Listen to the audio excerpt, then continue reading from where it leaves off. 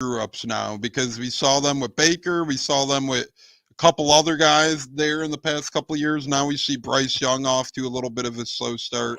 That's funny. Bud says the buzz is we going undefeated. Gene had a buzz in his ear. He says, "Oh, that's us going undefeated." Bud, you're funny, man. You're a good one.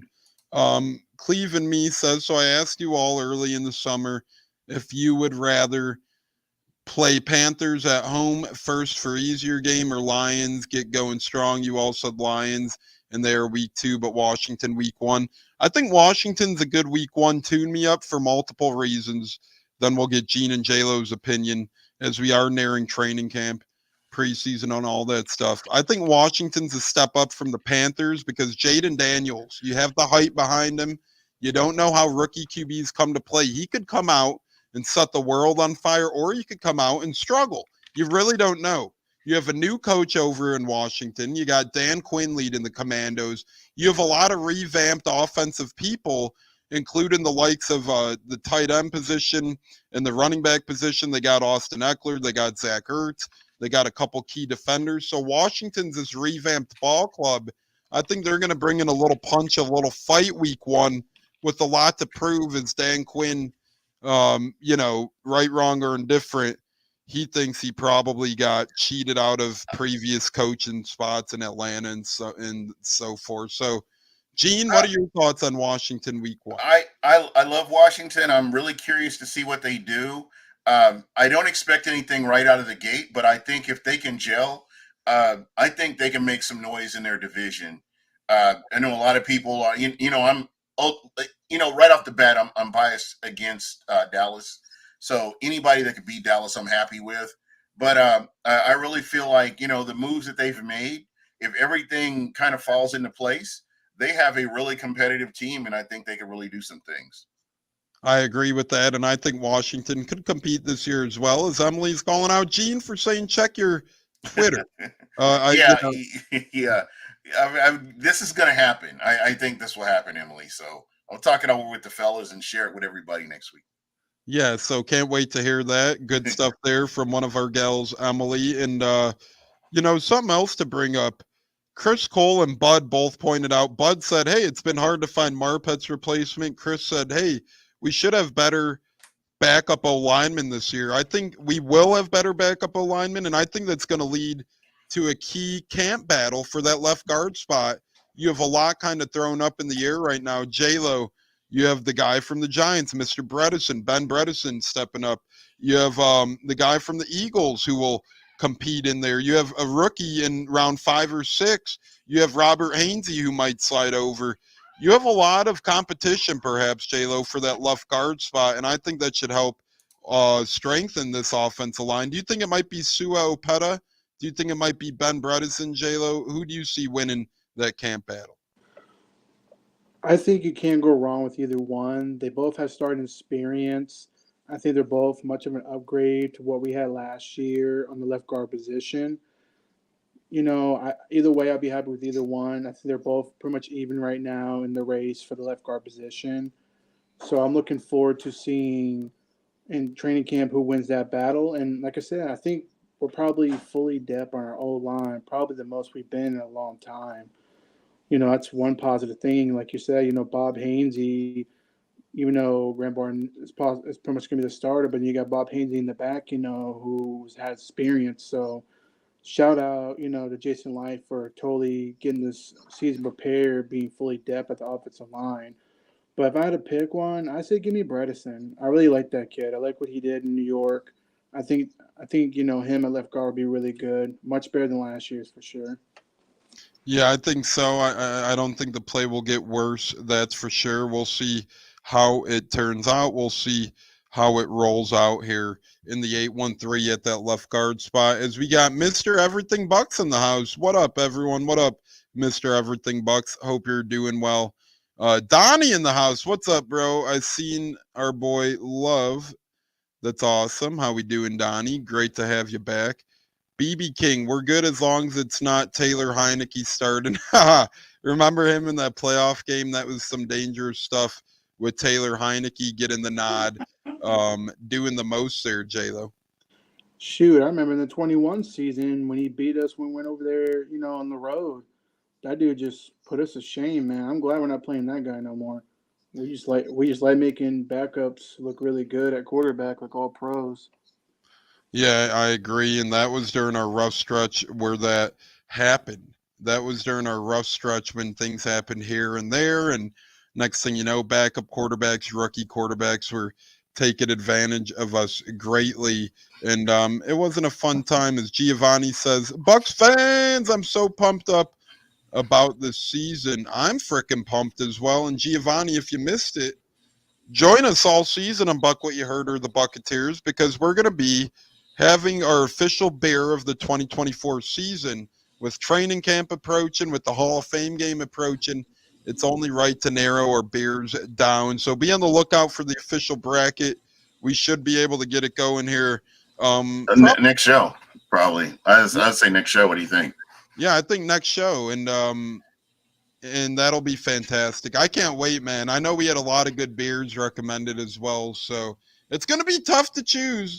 It Yeah. ain't going to be easy, that's for sure. You guys were talking about the offensive line, and I wanted to kind of chime in on that. Everybody that's here has a lot of experience now, with the exception of the rookies. And I feel like you've got enough of a foundation to where you can have a good rotation of offensive linemen. And that's what you want. And a lot of these guys that probably shouldn't have been playing last year have gotten quality snaps. This is only going to help them this year.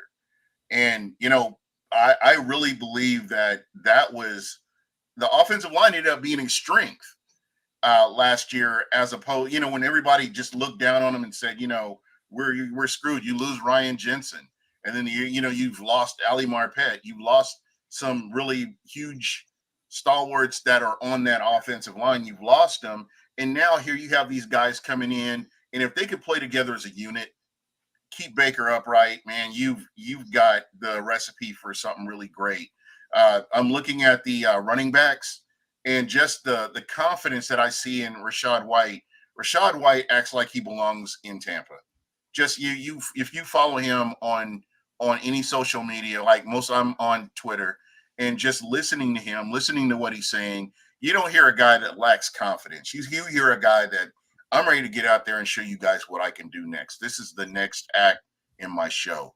And again, just silencing all the critics from last year that complained about drafting him, complained that he was there, and, continuing to prove that he belongs in the NFL.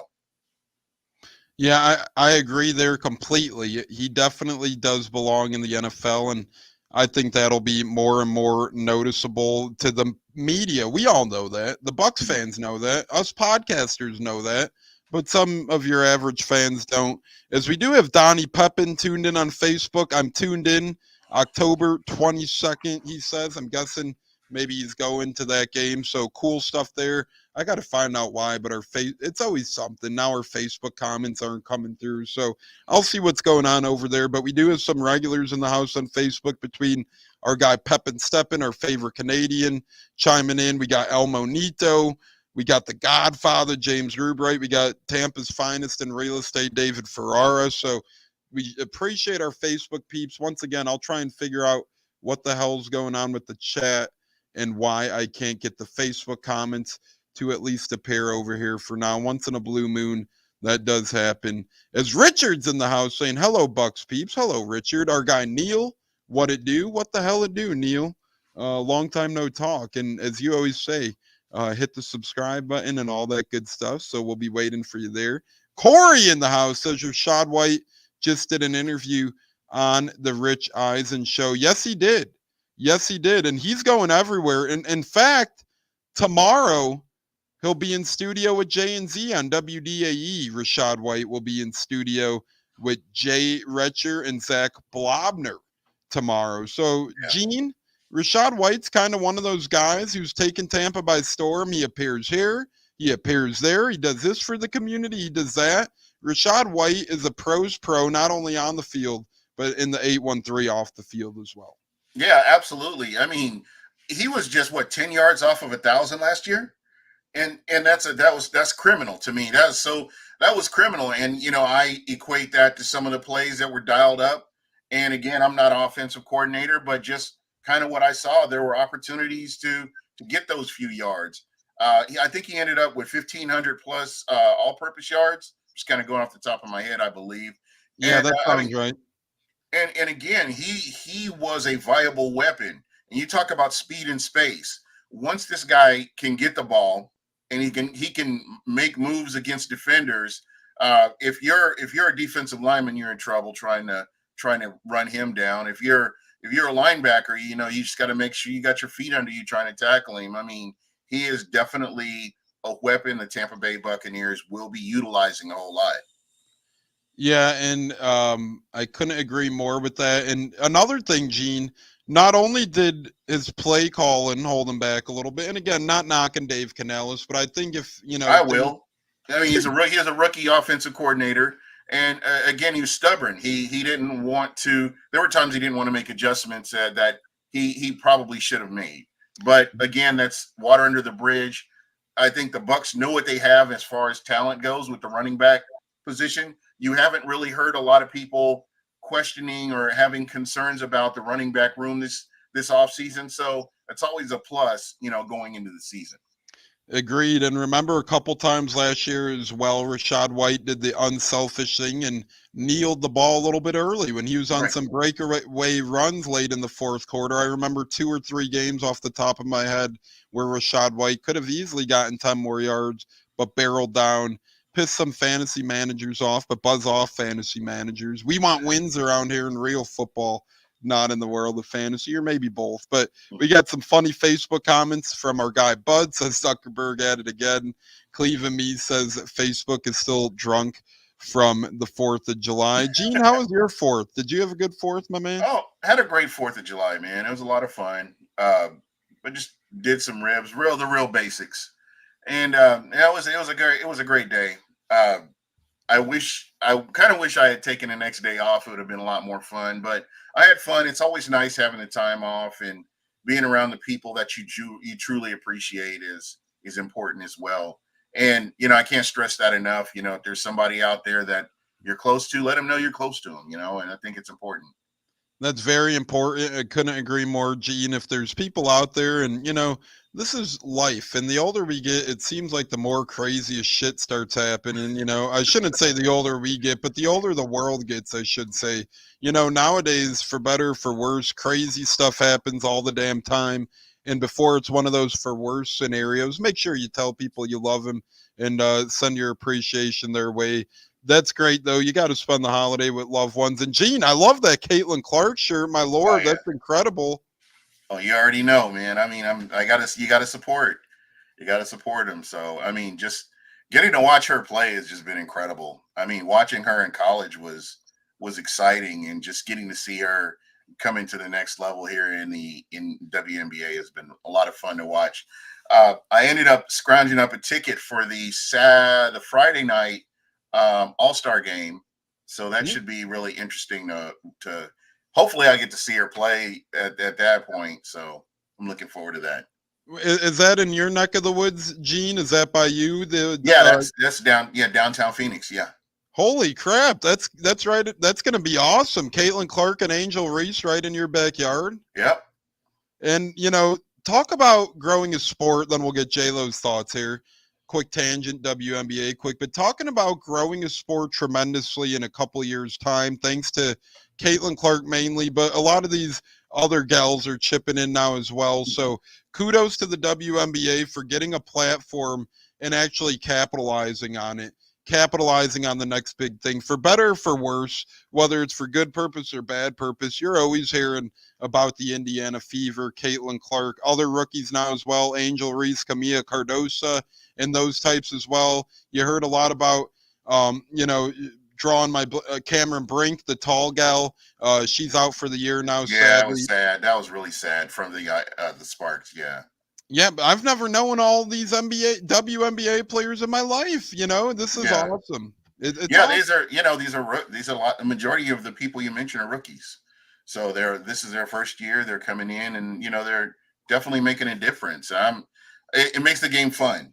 I mean, I've been to other games, and this is no knock on them, but this is just a lot more entertaining. I mean, you have somebody that can that can just drop passes like I've never seen, in the WNBA. I've never seen anybody pass like she does. And, just those from the logo shots that she's making on a regular basis. It's just been fun. So, I've gotten to watch a few Angel Reese games and see how she's doing. And here she is, with all the double doubles, breaking records their rookie season. So a lot to look forward to.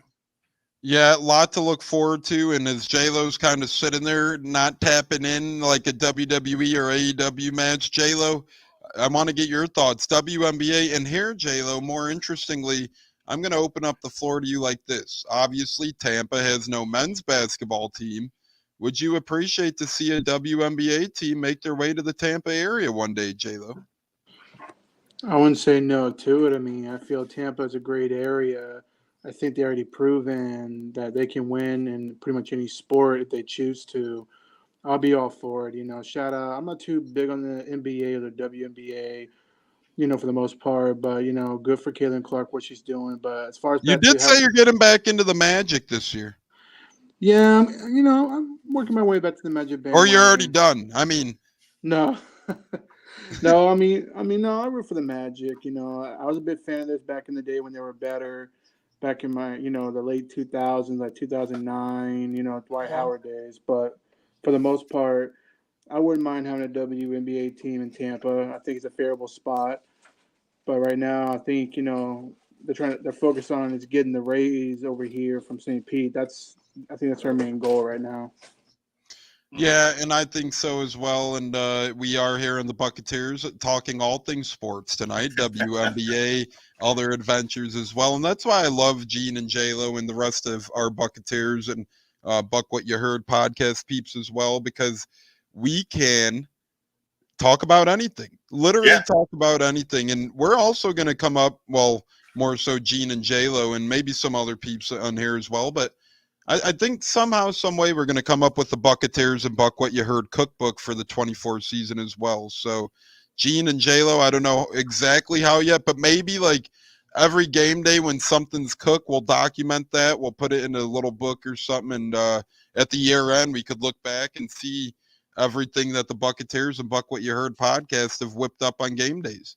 Yep. Let's make it happen. I'm all in. What better than beer and food, right? We're going to get...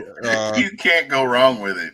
And football, right? Don't forget football. But well, I mean, let's be honest here, though. Trying not to cut you off. I mean, the thing about food is, it doesn't judge and it fulfills our needs. When we're feeling down whenever we lose a football game. Yeah. Hey, no, that's so true on the food part.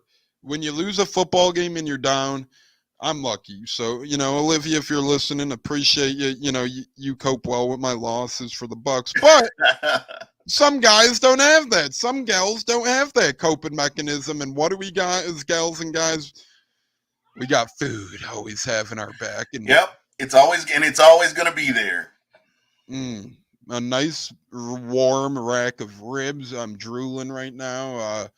Crispy chicken wraps, all the food in the world, just awesome. BB King, men have outgrown NBA rules, athletically raised baskets 6 inches. I think that's something you probably try in the preseason or the summer league or something. And, that would take a while to adjust to, I feel like, though. It might seem like a little change, but 6 inches, I don't think they should rule it out. But I do think it's one of those things that may be hard to adjust to. Hey, the Cubs took the lead on the Orioles on a Michael Busch solo home run, 1-0. Cleve and me getting hungry. Hope your grill works. I know your air wasn't now that it's back, but no, I'm kidding, Joe. Steph Curry owns the ball. Yeah, he does. But from basketball to football, I do want to talk some more football here, as we don't have all the time in the world, but we do have a good chunk of time left here in the Buccateers. I do want to talk about something bright and something on the way up and something very happy in the Bucs world. Cody Mauch did just get engaged. It looks like the Bucs offensive lineman, Mr. Mauch, bent the knee and asked the big question of marriage, and it looks like it was fulfilled. So, congrats to offensive lineman Cody Mauch on getting engaged and popping the question. Gene, it always makes me happy to see Bucs players living their best life off the field. Obviously, we know all these men for their on the field performances. You know, we know them in their uniforms, but sometimes the translation gets lost for Bucs fans, podcasters, etc. These people are human with real life elements that go into their humanness. And really, to see Cody Mauch so happy taking the next step in his life, I think that could almost increase his play on the field as well. You happy wife, happy life, right? You know, I've noticed that players that like Mike Evans getting married. I remember when Jameis Winston was here, he got married, and it tends to make you more. You have to become more mature as a new parent or as a newlywed, and you're forced to make better decisions. And I think that's good for the sport. That's good for the team. You know, I'd say it shows maturity that you're willing to commit to somebody long term, and that's what you're doing. So I'm excited about it. And just on the flip side of that, I want to thoughts and prayers to Kyrie Jackson, Kyrie Jackson, the player that was killed in by a drunk driver. And again, to me, and I know I sound like an old man here, but nothing good happens after midnight. It should be something that it's just I am leery about being out super late at night anymore. But it's just a shame. He wasn't doing anything wrong, and this ended up happening to him. So again, just and I was he going to practice, or was he coming home from somewhere? I still am unsure about that, but that was pretty late when that happened. Out. If you know in the chat, hit me up in the chat if you have a little bit more details. But again, I know that it was an incident that occurred late night, and nothing he did. It just happened to be the person that was on the other side of the wheel was under the influence. And again, I know I make this joke, don't be stupid, don't drink and drive, but I genuinely mean that when I say it. It's something that, you there are Ubers out there, there's Lyft. If you have a certain amount of money, you can get drivers to drive you to wherever you need to go. There's no reason for a lot of this stuff. And, that not just players, I'm talking about everybody. And I mean, theoretically, there's no reason to be behind the wheel under the influence. None. What's the benefit? You save 10 or 20 bucks. Is that worth it? No. Hell no. Absolutely not. And, not meaning to preach here, but I agree with everything Gene said. I mean, it's ridiculous for any human, not just athletes, but any human. If you don't want to drive, then stay home. Nothing wrong with picking up a six-pack, going home and enjoying yourself. That's what getting belligerent at your house is beneficial for. So you don't have to drive. And ride sharing, as a last resort is also an option. Yeah, that very much so as well. And in that same accident with Kyrie Jackson, man, just a 4th-round pick this year on the Vikings, doesn't even get to play an NFL game, just heartbreaking.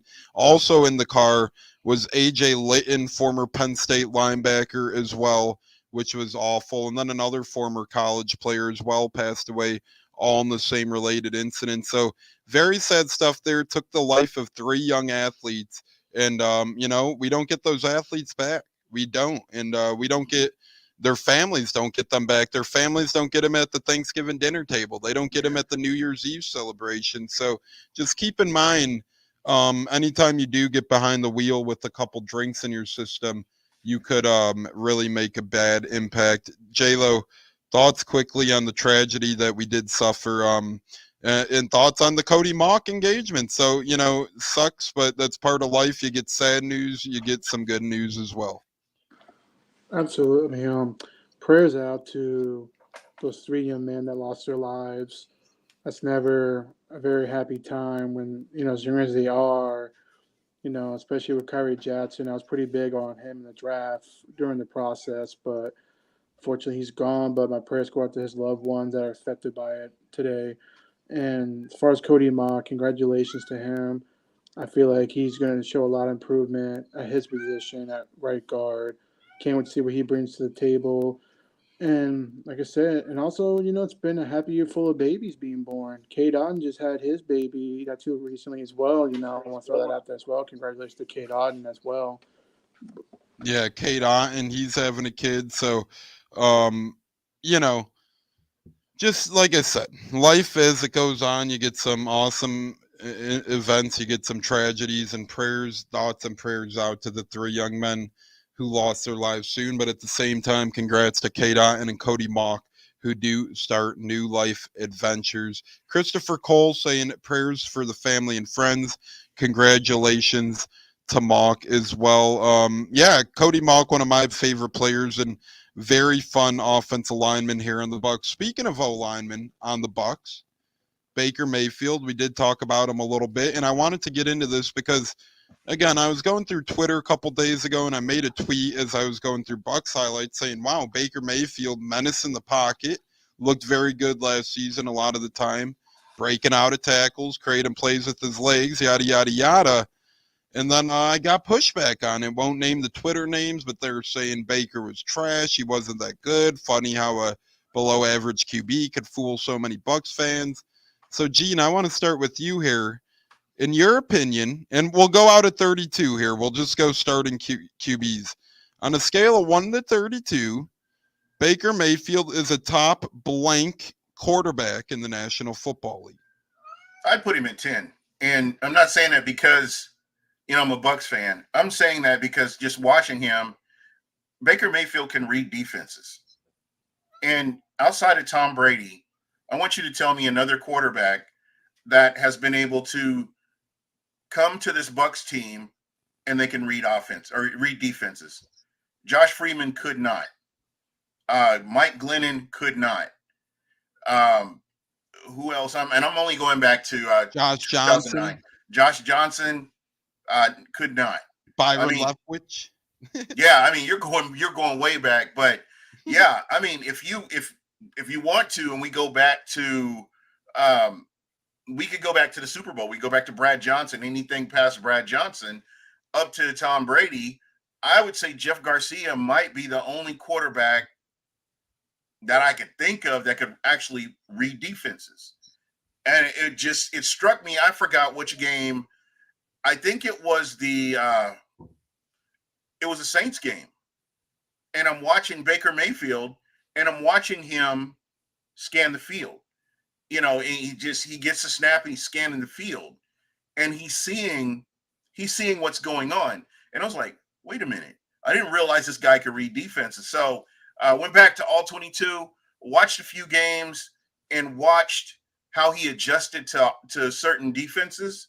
And if there wasn't a trash offensive line there and he had something to work with, he could read defenses. So, that's a lost art, and not every quarterback in NFL could do it. So, there are some other guys that have the talent on their teams. And let's not even talk about Chris Sims. That guy is the bane of my existence. Oh my God, I hate that guy. But you would swear Chris Sims won 2 Super Bowls and he was the MVP like 6 times just listening to the way that clown talks. But enough about him and the organization he belongs to. They ain't gonna get I'm not breathing any life into that organization at all. But yeah, I'm gonna go 10, just being generous. But I really believe that we're going to see improvement out of Baker this year. I think he's got an offensive coordinator that will capitalize on his strengths a lot more than what we saw from the previous offensive coordinator. And I expect big things from him this year. Couldn't agree more. And Bud agrees with you, says top 10. BB King says, I'm not going to say the quarterback's name as you just mentioned it, but he said top 15. J-Lo, are you with Gene, top 10? Are you with the jealous, evil ex-girlfriend of the Bucs saying top 15? Where does Baker Mayfield lay amongst your rankings? Top blank out of 32, Jada. I'm at 10. I'm pretty much where Gene's at. I think he's definitely at least top 10, ranked 10th, in my opinion, because there are some elite quarterbacks out there. Not that I'm saying Baker's not elite, but to me, I put him at 10. Yeah, I would like Baker to be top 10, and I would put him right around there. I'd put him top 12, and I put him top 12 because to me, he's automatically in there for making the playoffs. And I know it's just not a quarterback reasoning on playoffs and on how far you go. But as Gene mentioned, some great points. We really haven't seen quarterbacks in Tampa take us to the playoffs, and not only take us there, win us a playoff game. Baker Mayfield's in the very minority of the Bucs franchise, in the quarterback room specifically, of guys who are not only able to take us to the playoffs, but win us a playoff football game. And oh, by the way, not only win us a playoff football game, but kick the snot out of a rival on a primetime spot like Monday Night Football. And, it was about a pick 'em in that game. So the Bucs, if anything, to me, were pretty much underdogs because the Eagles are loved by the media. The Bucs are not. And for Baker to go in there and puff his chest out, yeah, I'm putting him top 12 all day, every day, any day of the week. And I put him 12 because 14 teams make the playoffs. Surely on his worst day, he's still better than a handful of those quarterbacks who made the playoffs last year. And on his best day, he's top 12, anywhere from, I don't want to sound like too big of a homer here, but he could be from top 6 to 12 range on Baker's best days when Baker is playing his A game. And by the way, as we lose J-Lo here, he did have to bounce. He just let me know. Or did we lose him? No, he had a bounce for technical difficulties. But Gene and Tones here for a couple more minutes here on the Buccateers and Buc What You Heard, as we do have some more to discuss. But by the way, Gene, we're not going to mention them, but Sims and his clown counterpart, and you tried to gut check me a week or two ago. I shared something from I forget Florio and Sims Company, Pro Football Talk or whatever the hell they are. I tried to share something with them in Buccateers because to me they were trying to do a better job in buying in. And you're like, I don't listen to them. I'm like, hey, well, at least we're getting the benefit of the doubt from Florio finally. This weasel, this bastard tried to release a story this past weekend spewing nonsense about Bountygate and the Bucs and how John Abraham, said Donald Penn said this, and Donald Penn came out and said none of that was true. None of it happened. So pretty much, Gene, here we are again with Florio trying to kick dirt on the Bucs yet again. Yeah, he's a trash bag. I've got a T-shirt with him with the clown face on, and I wear it from time to time. Pro Football Talk is garbage, and I don't know how people listen to it. And if you're a Bucs fan, I implore you, as a Bucs fan, the only way that you can hurt an organization like that is not give them any traffic. I don't even click on the links. If somebody pulls up a story, I'll read what I can from it, but I'm not clicking on any links. I don't want to give them guys any traffic because they're horrible. And Mike Florio is a known Buck hater for years. Going back to Raheem Morris years. I remember he started the rumor that the Bucs were moving to Los Angeles. And this was back in like 2009, 2008, 2009, he started that rumor. So, again, he's a Vikings fan, I get it.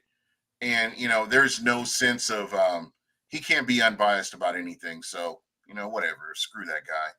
I remember, and like you said, he had us move into LA. I think at one point he was one of the biggest guys saying that Bucs to London was pretty much a sure thing. He was saying at one point, he tried to drive us the hell out of here. And he was also a big enhancer of the Bruce Arians, Tom Brady, Red Pen story, all that bullshit, which I'll never believe. And I'll just... Tom Brady was going to San Francisco.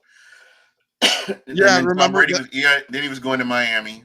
But then I guess he was going to split time between Miami and San Francisco. He was going to go to both places, I guess. Yeah, the guy's a moron. Oh, and Bud says he was right about the Red Pen. So maybe I didn't hear anything about that getting confirmed personally. Bruce Arians and Tom Brady.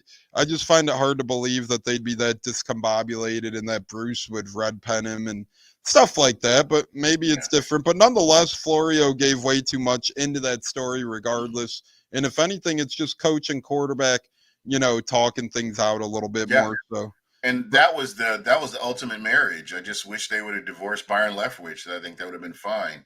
But I just love, I love their dynamic. They work together, and they brought a Super Bowl to Tampa. I can't hate on them.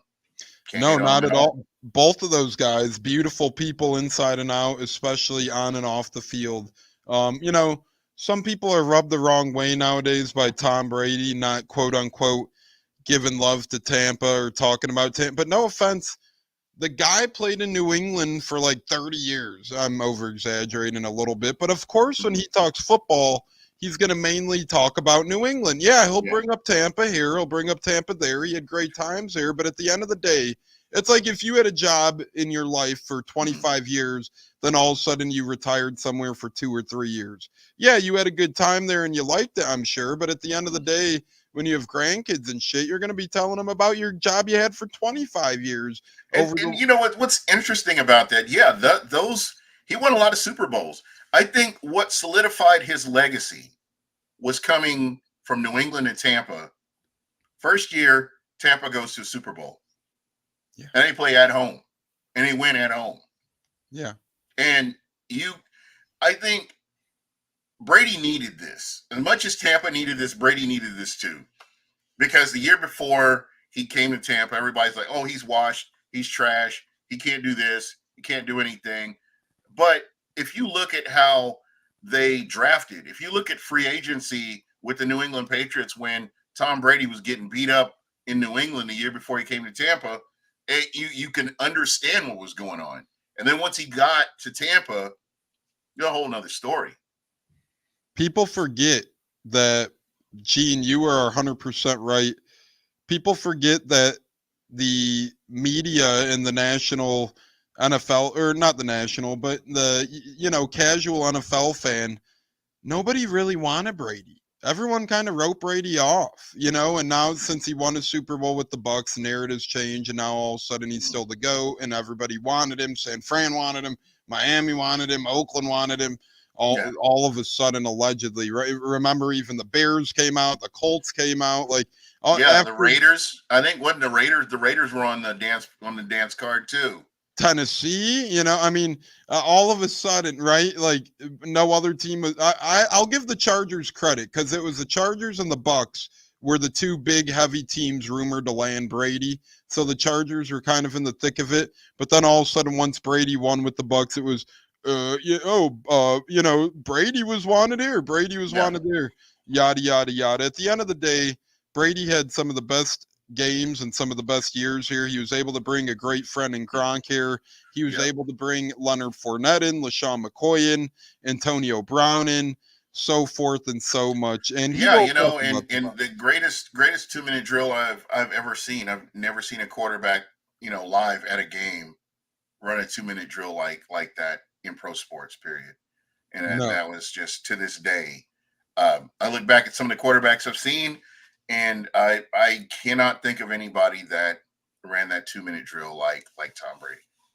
Gene, we're just about 3 weeks away from the first football game of the year. I know it's preseason, but football is close. Football is near. Training camps less than 2 weeks, 2.5 weeks away. Preseason Hall of Fame game, Texans Bears, about 3 weeks away. How are you feeling at this point in the off season? And we're kind of near the end here in terms of actual quote unquote dryness to the off season. We're running on fumes. It's about to get hot and heavy in a hurry. Man, I'm so excited. This is my least favorite time of the year, the off season. I hate the toxicity of social media. I hate the fact that everybody's got to be right instead of people, having a differing opinion and just going their own way. It's good that you have something solid that you could talk about. What's this camp battle looking like? What's the kicker looking like? What's the wide receiver room looking like? How are injuries? That kind of thing. So I'm excited. I cannot wait for it to get here. This has been a fun summer. This has actually been a fun off season, working with the Buccateers and, us doing our thing and, just the listeners contributing. There are times where I see something in the chat and I'm like, okay, let me go research that. I may not say anything, but I'll go research it. And I really believe that we have some of the best listeners out of I will say any other team. I'm just going to go ahead and say that. I'm going to be biased and say that. And people like Bud Cannibalist, BB King, King Cook, just there's so many people that have come in and, contributed. Even Emily, when Emily's, in a good mood, she'll come in and she'll contribute something that's, helpful, or, how she looks at things. And, I appreciate that. And, people don't understand. You don't have to join in the chat. You could just sit here and listen. But, putting forth the effort to jump in the chat and put your opinion out there is greatly appreciated. And I hope we continue to see that, man. I'm looking forward to this season. There are really no unknowns for me outside of, who's going to start on that offensive line. But at the end of the day, man, these are good unknowns. Before, we didn't know how Baker was going to stack up, on this Buccaneers offense. We just, getting rid of Byron, and you're bringing in a new offensive coordinator, and there were so many unknowns last year. But based on what the coaching did, and I know you got to go. I'll wrap this up. No, we're good. We're Todd good. Bowles, and I apologize to Todd Bowles every chance I think about it. Todd Bowles has been a part of how many playoff games? How many playoff seasons are we at? 4? Yep. Three or 4. And Todd Bowles has been there. And he's the guy that's, kind of steadied everything. And, just what they were able to accomplish last year, even though they had the losing streak, they just kind of got off kilter, but they got back on track and they were able to claw their way into the playoffs. And again, I expect more from this team. They're more familiar with everybody's a little bit more familiar with each other. You've got all of your pillars on your defensive side, your offensive side. You brought back players like Russell Shepard. Special teams is really going to be an improvement over last year, and it's just going to be fun to watch. Yeah, and the Bucs are keening in. I think you hit the nail on the head, Gene. They're doing a great job of building from within, and this is their going to be Todd Bowles' 5th year running it back in the play, or trying to get to the playoffs, whether it's defensive coordinator or head coach for this Buccaneers team. And I think not only other intriguing, but besides the left guard spot, I'm looking forward to see how the cornerback room shakes out. Obviously, you got Jamel Dean up top, but man, Bucs have some good young talent there between Josh Hayes and Zion McCollums of the world. And then you bring in a couple free agents as well from the Texans and the Jets. So going to be very interesting to see how the cornerback room shakes out. And I don't think this Bucs team is going to be any worse than last year. If anything, I think they're only going to build on last year. They got younger. They brought in some good free agents, as you alluded to, Gene. They kept some of their own around, which is essential. And the Bucs seem to be getting better at that as time goes on as well. So very much so looking forward to the 2024-2025 NFL season. I think it's going to bring a lot of good to not only the Bucs on the field, but the 813 off the field. I think the tip of the iceberg for Coach Bowles, for Baker Mayfield, and for the rest of the team is only beginning. And I think we're only going to continue to march up towards, right where we were with Brady. Maybe never Lombardi hoist him, but I do think we get to a Super Bowl with Baker and Bowles one day, whether it's this year, next year, sometime soon.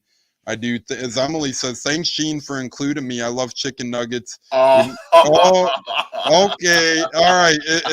Man, it's getting that late already. You know what? That's okay. I'll deal with you later, Emily.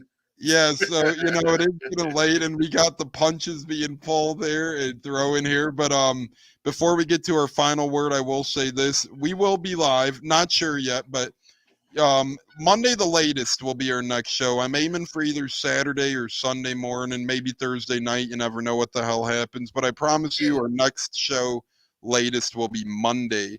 And just real quick, once we get to the season, what's the schedule going to look? I know you had mentioned that on the one of the things, the topics. Once the season gets here, what can the fans expect as we move forward?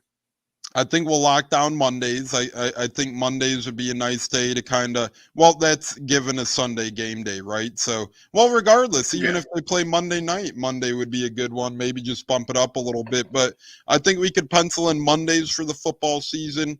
And I think we'll probably pencil in either Saturday or Sundays as well. When we get together, we'll discuss when we want to do our pregame. and all that stuff. And then, maybe definitely Monday and then Saturday or Sunday, then maybe a floating day here or there, whether it's Wednesday, Thursday, Friday, if we get a guest, maybe a JC Allen to preview the upcoming week and stuff like that. So definitely Monday, lock it in. And then Saturday or Sunday morning, I'll talk with the guys and see when they'd rather do the pregame. And then you never know, maybe a wild card whenever guys have time or we have something to talk about. You never know what might unfold in the season, but definitely Mondays and definitely Saturday or Sunday mornings. And then the third day, if we do a third day, will kind of just be a floater and whatever works for us. All right. Well, that sounds like a plan, sir. You got any final word? As Olivia's joining, this is her year. Yeah, thank you, Olivia. This is the year. No, for me, just keep checking us out and looking for the shows, and we'll keep producing content and trying to entertain the people if we can. Everyone listen to us. We have a lot of great things coming. Remember, you could find us multiple ways. Buccateers, Buc What Ya Heard. You could look up either one on YouTube and find us on YouTube. Also, if you're not a YouTube fan, if you're like, man, I'm never really around this time, I'm at work, well, search for us on either Apple, Spotify, or Google at Buccateers, and you can find any of the Buc What Ya Heard or Buccateers ran shows on there as well. But YouTube, always Buccateers or Buc What Ya Heard. You'll be able to find us. Subscribe to both channels, like all the videos. It really helps us out, and it helps you out because you're more prone to know about our pods when we go live and stuff. But Gene, it's been a pleasure. Great first time back for a week and a half. As Bud says, need that worst contract news. It'll come. It will come. Very confident that will happen.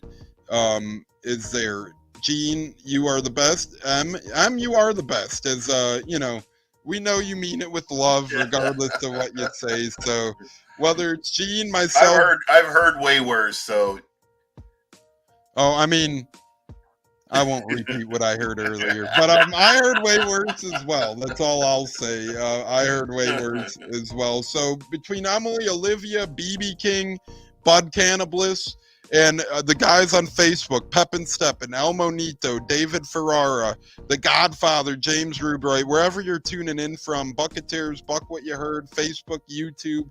We love you guys. We appreciate you guys.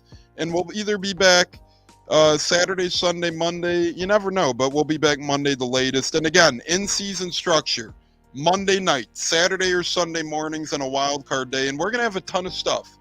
The Bear Tournament, the Buccateers Cookbook, pregame shows, great guests. Stay right here on Buccateers Podcast and Buc What Ya Heard. Gene, Tampa Tones, and the rest of the crew. We won't let you down. But Gene, happy Taco Tuesday, brother. I appreciate you joining, and great to talk to you, my man. Always great to talk Bucs ball with a brother of mine, and you are a brother of mine. So blessed for that. Same here. Same feelings mutual, my friend. You have a great Tuesday night, and we'll talk again soon, I'm sure, one way or another, my man. All right, brother. Fire the damn cannons, go Bucks. Gene and Tones out of the building. Buc What Ya Heard and Buccateers. Until next time, thank you, everybody, and go Bucks. Thank you.